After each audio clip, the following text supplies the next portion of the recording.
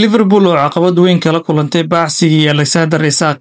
Bacsigii Liverpool ee weeraryahanka reer Sweden Alexander Isak ayaa wajahay caqabad weyn kadib markii Newcastle United ay dalbatay qiimo rikoor cusub ah oo gaaraya 150 milyan oo baan una dhiganta 172 milyan oo euro. Sida uu sheegayo Krakow oo ka tirsan Daily Mail, Liverpool ayaa muddo dheer indhayndeysay Isak iyagoo u arkay xalka weerarka mustaqbalka fog. balse Newcastle ayaan diyaar u ahayn inay iibiso xidigooda muhiimka ah haddii aysan helin dalab taariikhi ah. Isak ayaa xil ciyaareedkii hore si joogto ah u dhaliyay goolal wuxuuna ka mid yahay ciyaartoyda ugu muhiimsan qorshaha tababar Eddie Howe.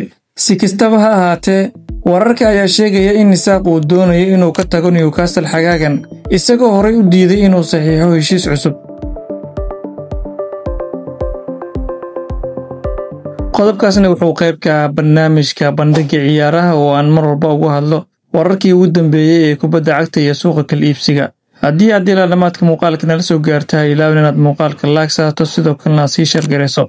haddii aad nagu cusubtahay nagu soo biiro oo ka mid noqo asxaabta nagu xiran. mahadsanid.